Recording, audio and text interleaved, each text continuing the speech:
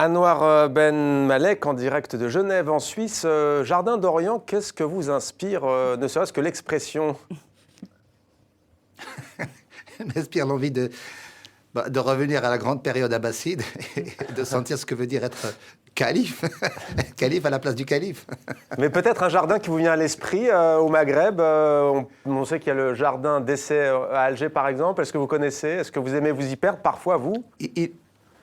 Il est magnifique, mais si je pense à un jardin en particulier, je pense en fait à des petits sentiers dans l'oasis de Djanet. Ouais. C'est magnifique, cette sensation de se trouver dans un endroit aussi protégé en plein désert. La puissance miraculeuse du travail minutieux de l'homme. Avec notamment l'irrigation, et vous parlez du Grand Sud algérien. L'irrigation, c'est ça, et obtenir au prix de quelles difficultés. C'est la puissance de l'homme, mais sur des dizaines et des dizaines d'années. Ces tunnels creusés sous le sable qui amènent l'eau de loin, mais en même temps, au prix de quelle souffrance parfois. Le travail des esclaves qui a amené l'eau des Fogaras vers les oasis. Et puis, il y a aussi un jardin miraculeux, c'est celui du palais de Grenade. Voilà, je veux dire, vous dites jardin, et ça éveille dans l'esprit d'un écrivain issu du monde arabe, des images fabuleuses. Je veux dire. Et pour vous, Karima Naït, j'évoquais le jardin d'essai à Alger. Vous aimez vous y perdre ou Oui, j'ai eu en fait l'occasion cet été d'y aller en fait et de le revoir. Parce qu'il a été en fait rénové, on va le dire comme ça. Et c'est fantastique. Ouais.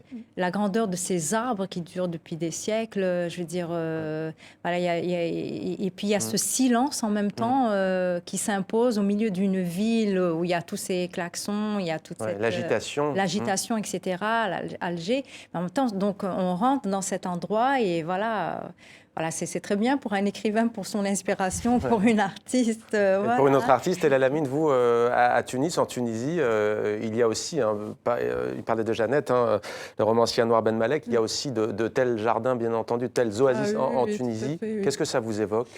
C'est vraiment très très beau et c'est des espaces de liberté, j'ai l'impression, parce que c'est incroyable le contraste qu'il y a justement avec des espaces aussi arides et dedans tu peux trouver des jardins exotiques, paradisiaques, incroyables. Il y a un côté secret aussi peut-être, se cacher la ville, de son agitation. Oui, je pense, oui. Surtout que c'est bien caché aussi par les arbres et on ne s'attend pas du tout à trouver ce genre de splendeur dans des endroits aussi secs et aussi chauds. Et finalement, ça donne beaucoup de fraîcheur. Je voudrais ajouter un mot sur le jardin en fait, d'Alger. Quand vous m'avez posé la question, j'ai eu un petit pincement au cœur parce que ma dernière visite au jardin était à une époque où je me promenais avec ma femme, donc tranquillement, etc. Et j'ai vu surgir un groupe de jeunes qui m'ont dit « Mais vous n'avez pas le droit de vous promener si cette dame-là n'est pas votre femme. Montrez-moi votre carnet de famille. » Bon, on termine. Et voilà, c'est le dernier souvenir que je garde de ce... Bon, comme quoi, il y a des bons moments et des moins bons dans les jardins secrets, les jardins d'Orient.